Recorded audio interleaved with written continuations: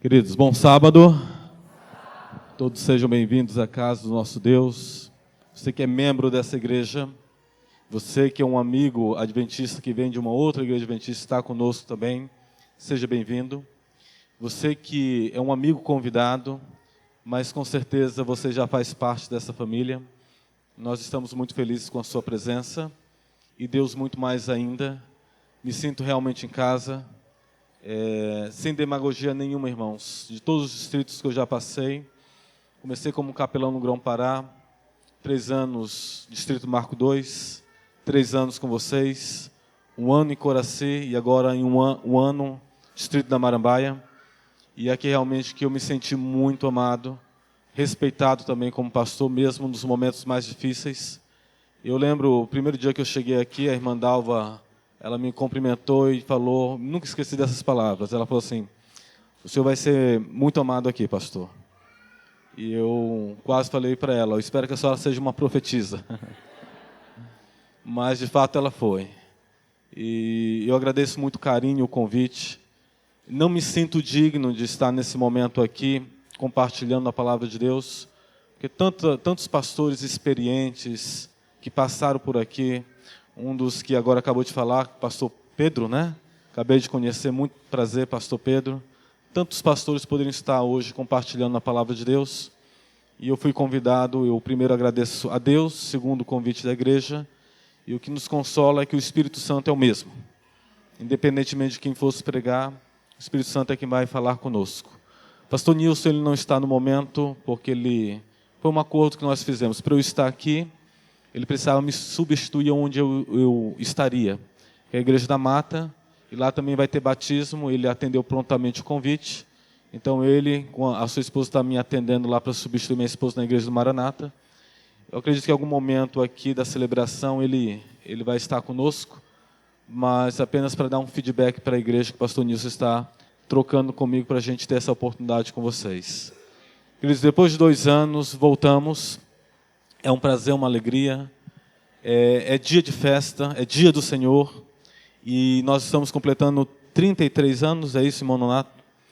33 anos. Podemos olhar para trás e ver como Deus nos guiou, e hoje dizer, Ebenezer, até aqui,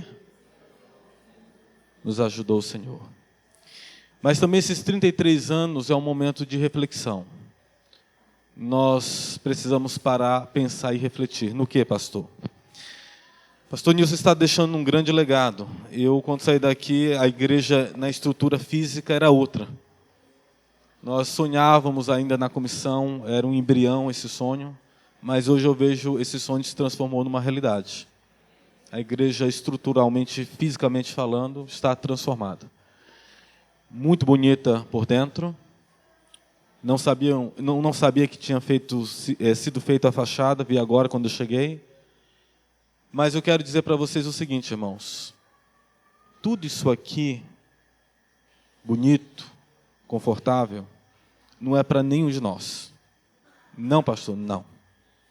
Tudo isso aqui é para dizer o seguinte, nós temos um Deus, sim, organizado, um Deus que é rico, um Deus que busca dar o melhor para os seus filhos, mas os momentos que nós estamos aqui é apenas para abastecermos as nossas energias espirituais, para cumprirmos a missão da igreja.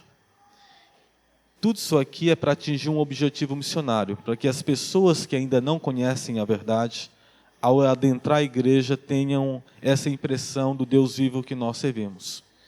E eles também um dia sintam vontade de fazer parte dessa família que eu e você já pertencemos.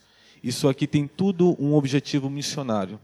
Não é para você olhar para tudo isso aqui, agora eu tenho uma igreja super confortável, para eu poder estar todos os cultos, né? Com um bom banco, um bom ar-condicionado, bons programas, uma igreja muito bonita, que me dá um status quo. Não é para esse objetivo. Se nós pensarmos assim, nós vamos completar 34 anos, nós vamos completar 35 anos, 36 anos, e Jesus não volta na nossa geração.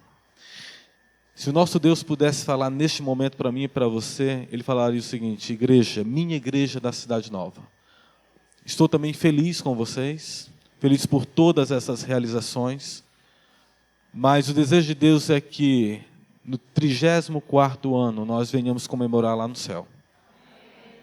E você não pode esquecer disso como igreja. A igreja está linda fisicamente, mas eu faço uma pergunta. E nós, espiritualmente falando, nós estamos tão bonitos como essa igreja? Porque a verdadeira igreja de Deus sou eu, e é você. A igreja está linda, fisicamente. E eu, espiritualmente falando, como eu estou? As pessoas que adentrarem aqui dentro, ao olhar para mim e para você, elas vão ter a nítida impressão que eu, de fato, represento a Cristo, que eu tive um encontro com Jesus. Ao eles olharem para mim e para você, eles vão sentir vontade de pertencer a essa família. É uma reflexão para mim, e cada um sabe da sua vida. Antes da mensagem, queridos, eu peço aquilo que eu sempre pedi para vocês. Tenho orado a Deus, pedido para eu não me emocionar, porque vocês sabem que eu sou emotivo. Mas orem muito por mim, porque estou passando, só posso falar que eu estou passando pelo pior momento da minha vida ministerial. Estou vivendo uma angústia tremenda. Eu continuo sendo aquele mesmo irmão em Cristo, firme nos princípios.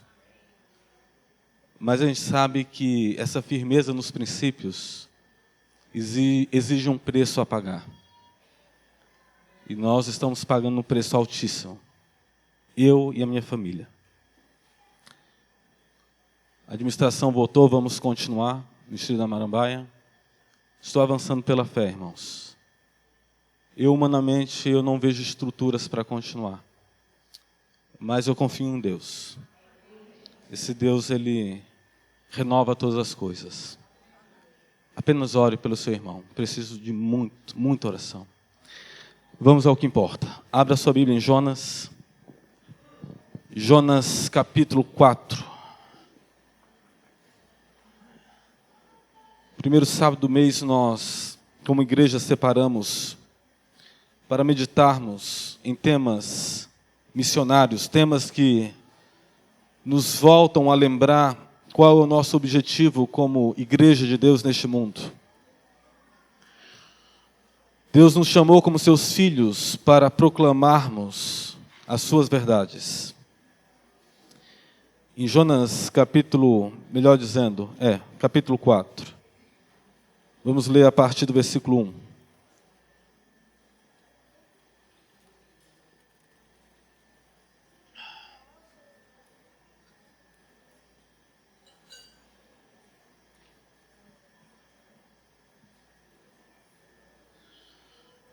Eu não sei se na sua Bíblia é a mesma paginação da minha, mas se for, na minha Bíblia está na página 612. Talvez sua paginação não é a mesma, mas talvez se aproxime, para que você encontre. Jonas capítulo 4, versículo 1 em diante, a Bíblia diz assim: Com isso desgostou-se Jonas extremamente e ficou irado, e orou ao Senhor e disse: Senhor, não foi isso que eu disse estando ainda na minha terra? Por isso me adiantei, fugindo para Tarsis, pois sabia que és Deus clemente, misericordioso e tardio em irar-se, e grande benignidade, e que te arrependes do mal. Peço-te, pois, ó Senhor, tira minha vida, porque melhor me é morrer do que viver. Disse o Senhor: É razoável essa tua ira? Então Jonas saiu da cidade e assentou-se ao oriente da mesma, e ali fez uma enramada e repousou debaixo dela, à sombra, até ver o que aconteceria à cidade. Então fez o Senhor Deus nascer uma planta que subiu por cima de Jonas, para que fizesse sombra sobre a sua cabeça, a fim de livrar do seu desconforto. Jonas, pois, se alegrou em extremo por causa da planta. Mas Deus, no dia seguinte, ao subir da alva, enviou um verme, o qual feriu a planta, e esta se secou. E nascendo o sol, Deus mandou um vento calmoso oriental. O sol bateu na cabeça de Jonas de maneira que desfalecia, pelo que pediu para si a morte, dizendo: melhor me é morrer do que viver. Então perguntou Deus a Jonas: é razoável essa tua ira por causa da planta? Ele respondeu: é razoável a minha ira até a morte. Tornou o Senhor: tens compaixão da planta, que te não custou trabalho, a qual não fizeste crescer, que numa noite nasceu, e numa noite pereceu.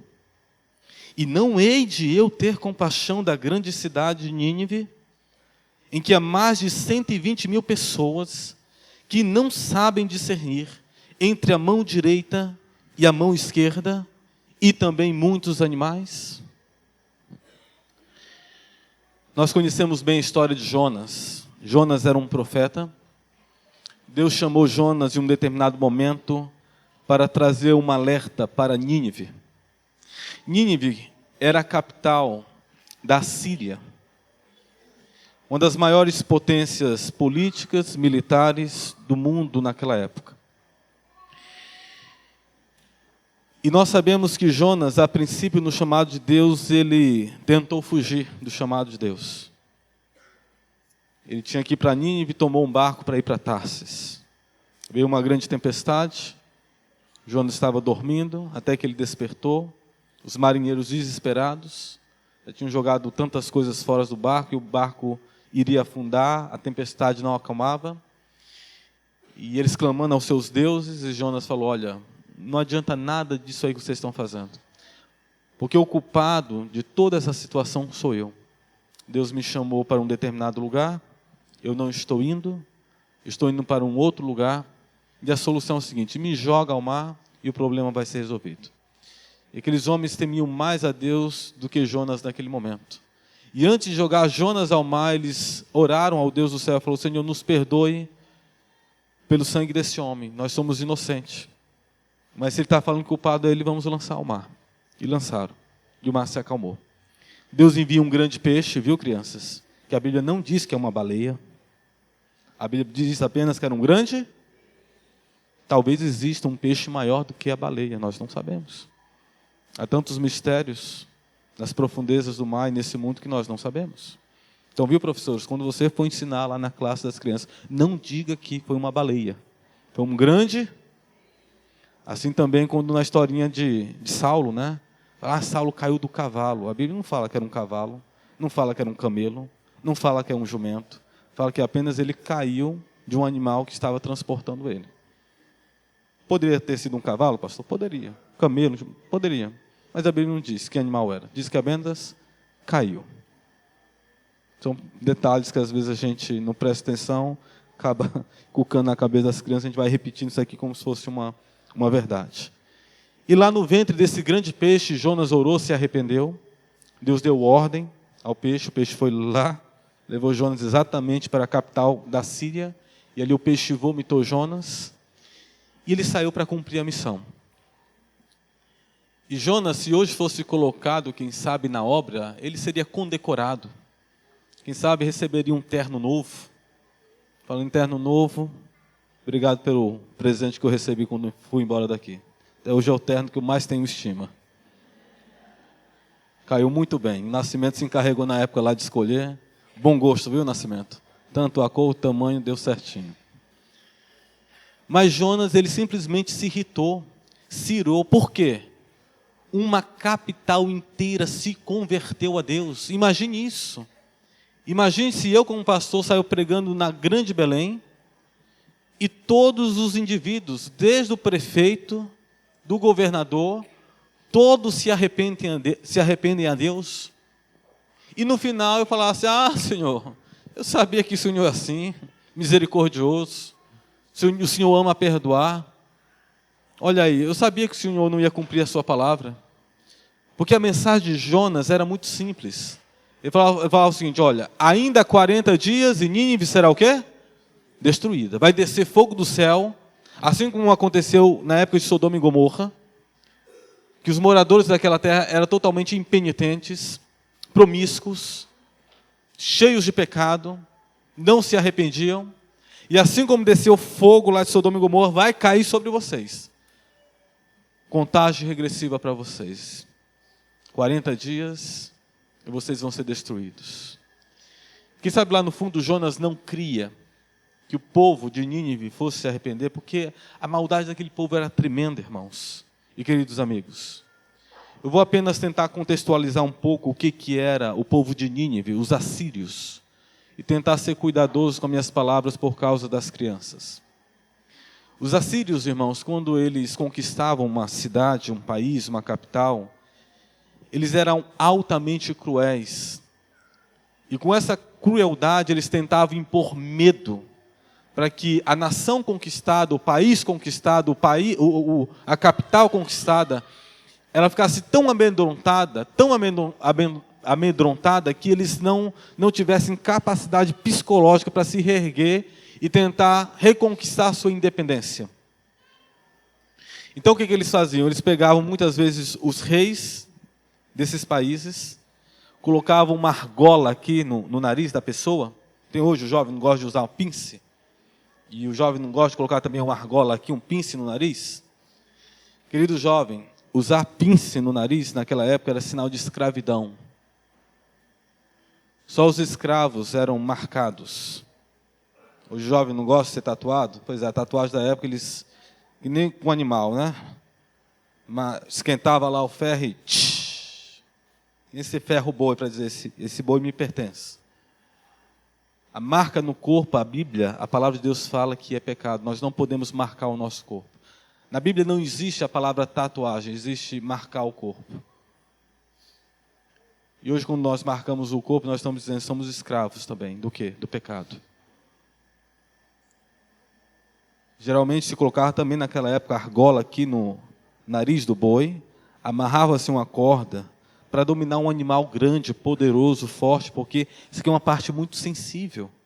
E aí quando eles colocam, até hoje, a argola aqui no nariz do boi e puxa pela corda, o boi vem mansamente, porque qualquer movimentozinho dói muito. E mesmo que o animal seja forte, grande, ele se submete porque está sob controle, tá ali. Qualquer coisinha puxa e já dói. E hoje, como jovens, pensamos que eu sou livre. Quando eu me tatuo, eu ponho furo o meu corpo de todas as formas, ponho um pincel aqui no nariz. Será que realmente somos livres?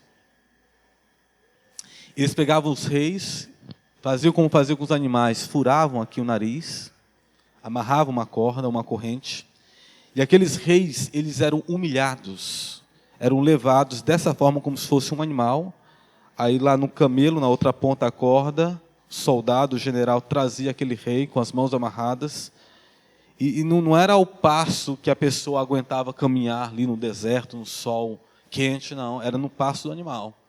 Se o rei lá, os comandantes não queria que doesse, ele tinha que dar o passo dele. E quando ele desfalecia, de tão cansado, com sede, não conseguia mais caminhar, caía, o animal vinha puxando até que arrancava. Essa era uma das formas de crueldade que os assírios faziam com quem eles conquistavam. Agora eu vou ter mais cuidado ao falar o que eu vou falar agora. O que os assírios também faziam? Muitas vezes eles não traziam esses governantes ou poderosos dessa forma como escravos.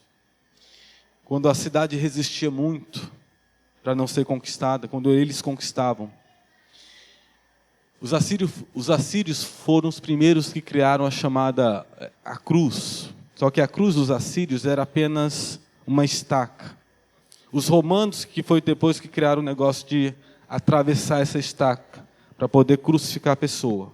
A crucifixão dos assírios era apenas uma estaca,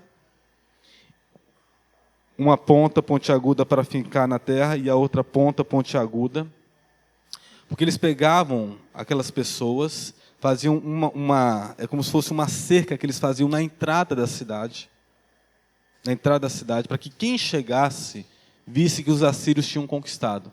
Eles pegavam ali os poderosos, os governantes, os soldados, e eles atravessavam essas pessoas do reto, você que é adulto, você está me entendendo agora, do reto, e atravessava todo o corpo da pessoa até sair no crânio. vivos ainda. Esses eram os assírios. Ou eles, com as pessoas ainda vivas, eles tiravam toda a pele da pessoa, deixava a pessoa totalmente esfolada, sem anestesia nenhuma, que não existia na época. Você começa a entender para quem foi que Deus pediu para Jonas pregar o evangelho naquela época. Esses eram os assírios. Bonzinhos, né? Agora, quando eu entendo quem eram os assírios, eu começo a entender a reação de Jonas com Deus.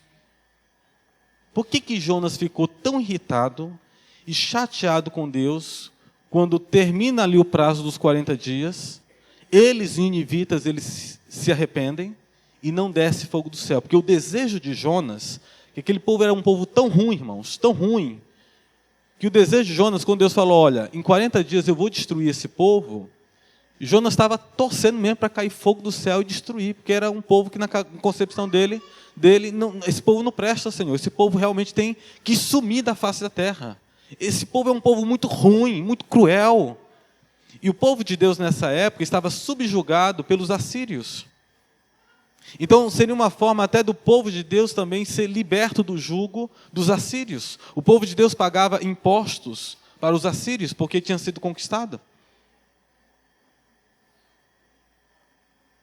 Jonas, não existe nenhum personagem da Bíblia que teve tão êxito missionário como Jonas. Pregou e uma capital toda se converteu. Mas no final Jonas ficou arrasado com Deus, chateado, com vontade até de morrer, porque não viu o fogo descer do céu para destruir aquele povo. E aqui nós lemos no texto, Jonas aqui indignado, eu sabia que o Senhor é um Deus muito misericordioso, porque o rei ele deu a ordem, olha, vamos fazer o seguinte, esse homem é um homem de Deus, ele está dizendo que o Deus deles, que é o Deus de Israel, que nós já vimos na história, proezas que esse Deus fez, esse é o único Deus realmente que se prova que é um Deus verdadeiro, que ele vai nos destruir daqui 40 dias. Então, o rei baixou um decreto, vamos nos vestir de saco, que era uma forma humilde da época, no Oriente Médio, das pessoas mostrarem que estavam arrependidas, vamos nos cobrir de cinza e vamos jejuar. E ele deu a ordem, e o jejum não é só nós, seres humanos que vamos fazer. Até os animais não vão comer nada. Para ver se talvez lá no final Deus ele vai nos dar uma chance. Ou seja, o rei quando ele determinou isso, queridos, ele não tinha nem certeza qual seria o resultado final. Mas o rei falou, vamos tentar. E aí eles se humilharam diante de Deus, jejuaram, buscaram a Deus. E no final dos 40 dias, Deus então não destruiu Nínive. E Jonas ficou indignado. Eu sabia que tu és esse Deus clemente, que perdoa, que ama perdoar. E aí ele falou, eu estou com vontade de morrer, Senhor. E aí Deus pergunta, é razoável essa tua ira, Jonas? É razoável sim, até a morte. Sabe quando é aquela criança birrenta que não vê a vontade dela sendo cumprida? Ela bate, ela se joga no chão, esperneia. E muitas vezes nós como pais somos frouxos, que não deveria ser assim. Eu não sei se teu filho algum dia já fez uma cena dessa no supermercado. Pai, eu quero um biscoito, quero um iogurte, você só estava com o dinheiro ali do grosso, né? Filho, tentou explicar, não dá, está no final do mês, o pai só tem um dinheiro aqui para o grosso. E se joga no chão, e aí o pai, não, então tá, e nem que eu passe no cartão, entre no cheque especial, mas só para... Não faça isso, pai. Aprenda com Deus. Deus, ele não cede às minhas chantagens emocionais. Porque ele ama. E um pai que ama, ele sempre vai fazer o que é melhor para os seus filhos. Por mais que esses filhos não entendam hoje, esperneie hoje, acho que você é o pior pai do mundo, a pior mãe do mundo, porque você não está cedendo.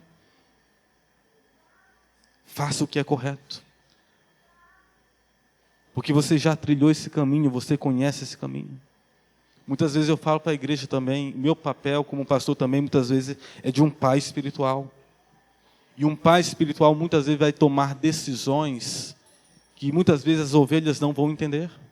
Elas vão chorar também, elas vão reclamar.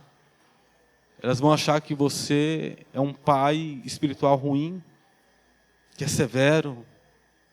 Mas todos nós que passamos hoje adultos por uma criação às vezes um pouco mais rígida, eu pergunto, tem alguém aqui revoltado com seu pai, com sua mãe?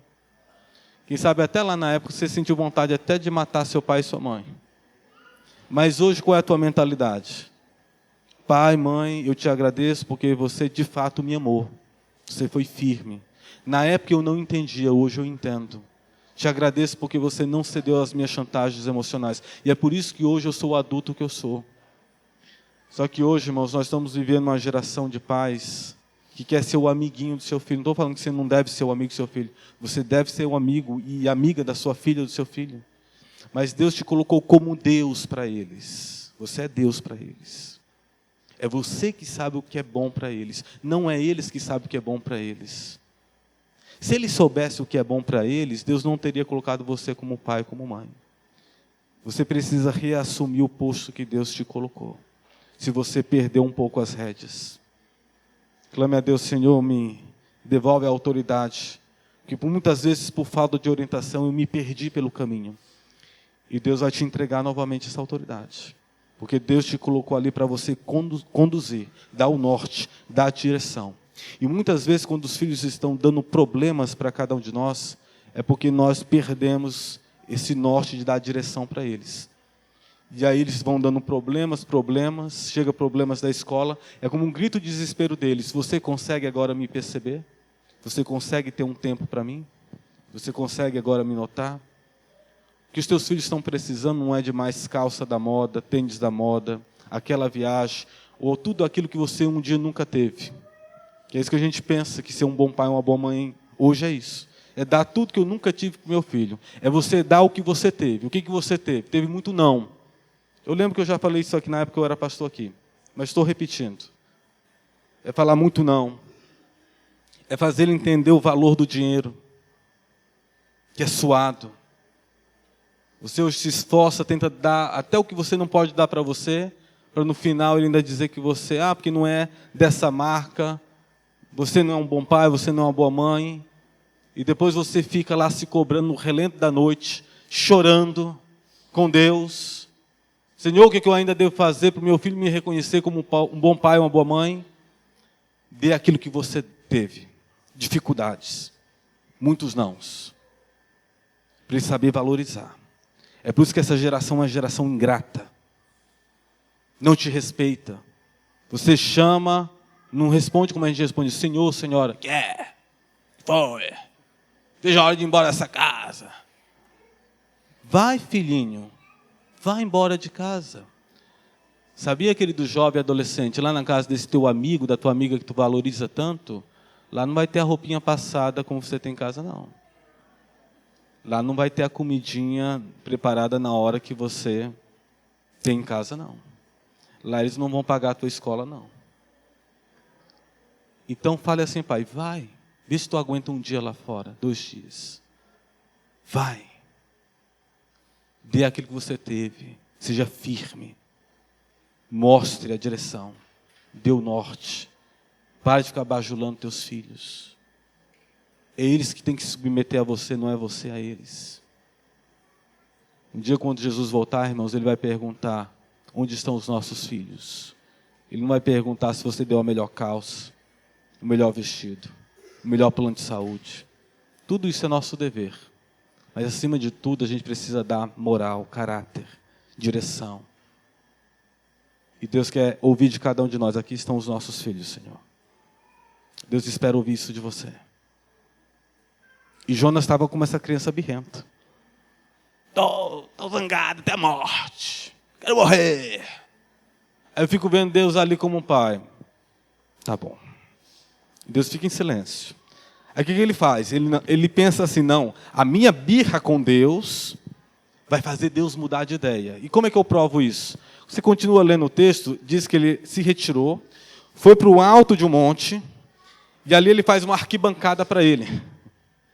Ele ele pega uma ramagem ali, faz uma cobertura, se senta ali debaixo da cobertura. Por que ele subiu no monte, pastor? Ele queria ver de camarote o fogo descendo. Ele se afastou da cidade, subiu lá no monte, não. aqui eu já estou bem afastado. Na hora que eu ver a bomba atômica caindo, né? E consumindo esses miseráveis, eu vou assistir de camarote. Aí ele faz uma ramagem ali, fica ali, tem uma sombra, e aí ele ficou na expectativa. Não, Deus vai atender minha chantagem emocional. Por quê? Eu sou o queridinho dele, eu sou o profeta dele. Então, tudo que a gente pede como profeta, Deus realiza. Então, Deus ele vai me conceder esse pedido. Ele vai. Aí ele fica lá, na expectativa. Aí, essa expectativa dele é alimentado mais ainda quando Deus faz o quê com ele? Deus faz, de uma forma milagrosa, uma planta, exatamente onde ele fez a cobertura dele, crescer ali, sem ele ter plantado aquela planta, ela cresce de um dia para o outro, e essa planta ajuda a dar mais sombra para ele. Aí vai, então deu certo, viu como Deus? Ele não ia me abandonar. Esse Deus, ele está comigo. Ele vai conceder meu pedido. Se ele fez essa planta crescer para me dar mais conforto, mais sombra, é só eu ter mais um pouquinho de paciência e o fogo vai cair. Ele vai cair. E ele ficou esperando. E nada do fogo cair. Ficou esperando. E nada do fogo cair. Esperando. E o fogo não caía. Até que ele cansou de esperar e fez o quê? Caiu no sono. Caiu no sono. Mas essa planta que Deus fez crescer, irmãos, não é porque Deus estava cedendo à chantagem emocional dele. Deus queria, com aquela planta, ensinar para o filho dele o porquê ele, Deus, tinha perdoado e não ia ceder àquela chantagem emocional dele. Só que ele interpretou errado. Ele achou que aquela planta era uma confirmação de que Deus iria atender à chantagem emocional dele. Quando é que Jonas acorda? Quando Deus faz a planta secar, aquela ramagem dele ali não durou muito tempo também, e aí Deus faz um vento bem calmo soprar. Olha, como Deus ainda vai acordar esse filho birrento, de forma carinhosa, manda um vento calmo. Aquele vento calmo dispersa agora as folhas daquela planta que cresceu, já estavam secas, elas despedaçam, e o sol começa a bater na cabeça dele. Aí ele acorda. Quando ele acorda e não vê a cidade pegando fogo, e vê a planta que ele achava que Deus tinha feito nascer para cobrir ele, para ele assistir de camarote o fogo descendo do céu, aí ele se ira novamente com Deus, porque ele vê que é como aquele pai que não cedeu à chantagem emocional do filho birrento. Ah, olha aí o senhor. Olha aí. Eu quero morrer. Aí Deus pergunta de novo para ele: Jonas, é razoável essa tua ira? É sim, é razoável até eu morrer. Aí Deus fala assim para ele: Jonas, aqui está a lição que eu quero te ensinar. Você está irado assim por causa dessa planta, filho? Essa planta que você não plantou, não regou, não cuidou. De uma forma milagrosa ela surgiu, cresceu, te deu uma sombra, um conforto. Mas de um dia para o outro ela morre, ela se desfaz, ela não existe mais. E você está demonstrando mais amor por uma coisa que você não cultivou, não plantou, não cuidou, não amou de verdade.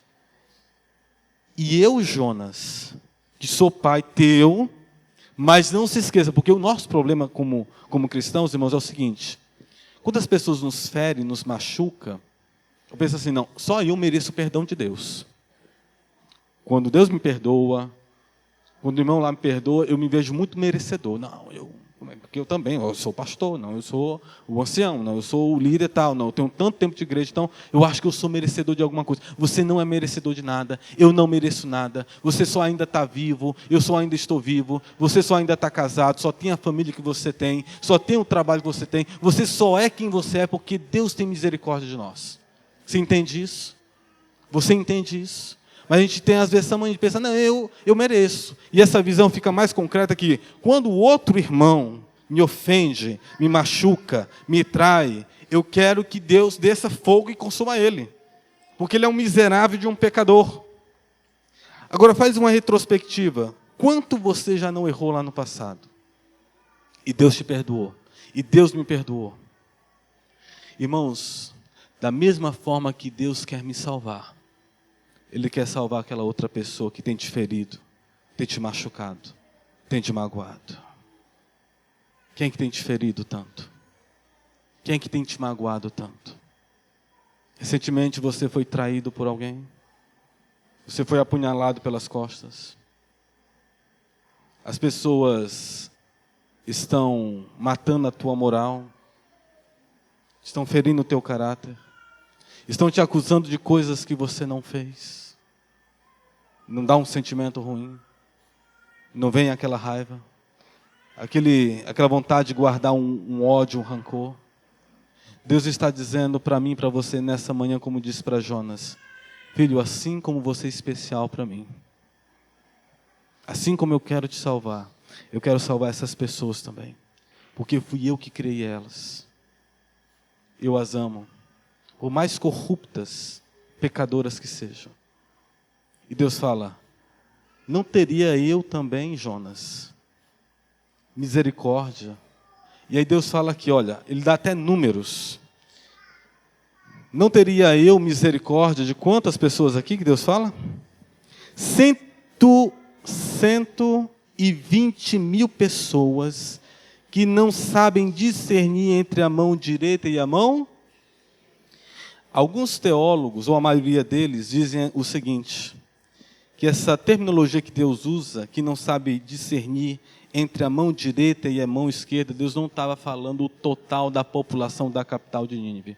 120 mil pessoas que não sabem discernir da mão direita e da mão esquerda, a maioria dos teólogos creem que aqui Deus está falando só da quantidade de bebês que tinha, de crianças, sem contar os adultos.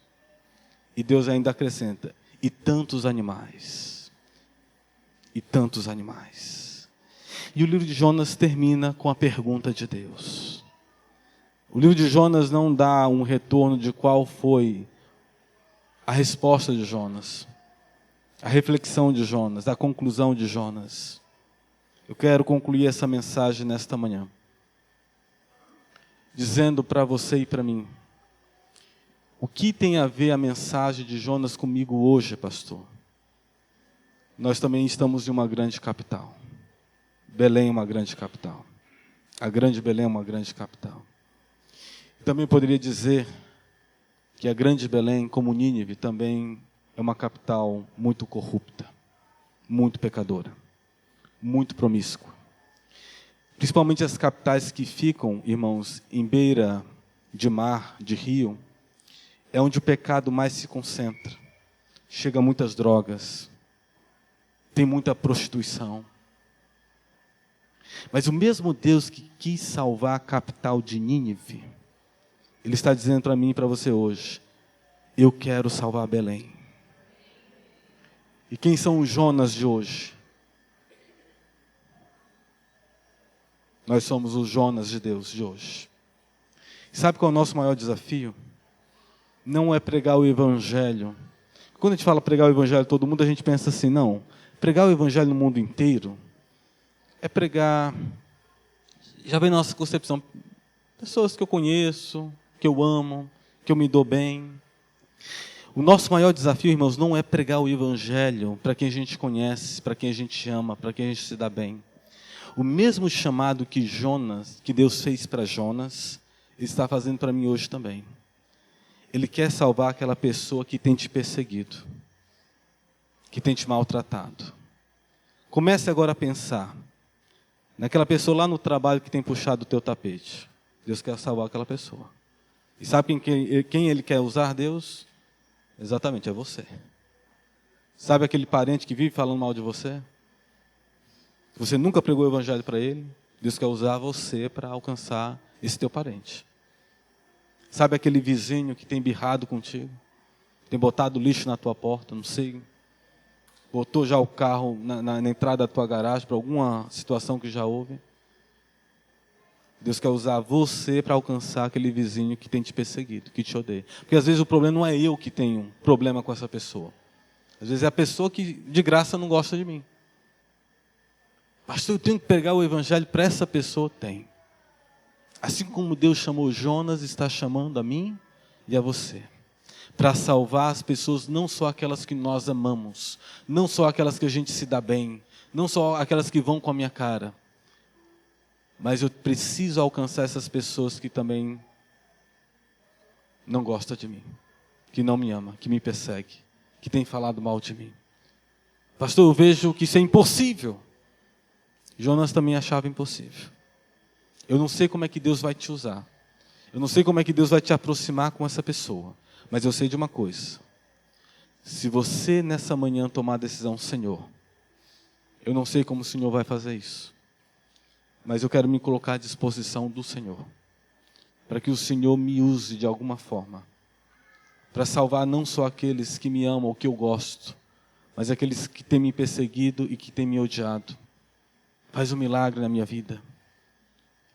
E quando Deus te colocar em contato com essa pessoa, para você salvar essa pessoa, você vai ganhar muito mais. Porque quem sabe aquele mau relacionamento que existe dentro da tua família, com colegas de trabalho, com o vizinho, lá na faculdade, lá na escola. Ao você alcançar essa pessoa, você vai pisar a cabeça de Satanás. E você vai vencer essa batalha espiritual. E você não vai ganhar apenas essa alma para Cristo, mas você vai ganhar essa alma também para você, para ela te ajudar a alcançar outras pessoas. Quantos nessa manhã querem dizer, Senhor, eu não sei como, mas me ajuda, me usa para alcançar essas pessoas que têm me perseguido, que têm me odiado. Me ajuda a amar essas pessoas como o Senhor também ama essas pessoas. Me ajuda a entender que o Senhor não só me ama, não só quer salvar a mim, mas quer salvar essas outras pessoas. E se o Senhor tiver que usar a mim, então me usa. Quantos querem dizer isso para Deus nesta manhã? Amém. É isso que Deus espera da sua igreja, irmãos. Que nós sejamos um instrumento de salvação para as outras pessoas. Sejamos uma bênção para todas as pessoas que Deus nos colocar diante delas. É exatamente nesse objetivo de salvar que eu quero chamar aqui a Eloá e o Samuel. Esse é o momento mais alto da igreja de Deus. É quando ela diz, estamos cumprindo o objetivo pela qual Deus nos chamou, que é salvar almas. E Samuel e a Eloá vão vir aqui à frente. Eles vão fazer a profissão de fé, o voto batismal. Eles vão confessar publicamente que a vida deles, a partir de agora, pertencem só a Deus. Eu queria dizer que, vindo para cá, irmãos, a gente nunca forçou nenhuma das nossas filhas a tomar a decisão do batismo. Mas hoje pela manhã, assim como surgiu naturalmente com a Débora, que ela pediu o batismo, hoje minha filha mais nova falou assim, eu quero ser batizada. E eu louvo a Deus pela decisão da minha filha mais nova. Aqui estão 2 juvenis que querem também dar um grande testemunho para você que é adulto, que ainda não tomou a sua decisão. Que Jesus está voltando. Não há mais tempo a perder. Você também precisa tomar a sua decisão ao lado de Deus. Eu quero chamar um dos nossos anciãos aqui, irmão Alzê. Ele vai fazer então um voto batismal com a Eloá e com Samuel. E a cada resposta positiva, se alegrem com ele, porque os céus estão em festa. A alegria no céu quando o pecador se arrepende. O que a igreja diz? Amém, né?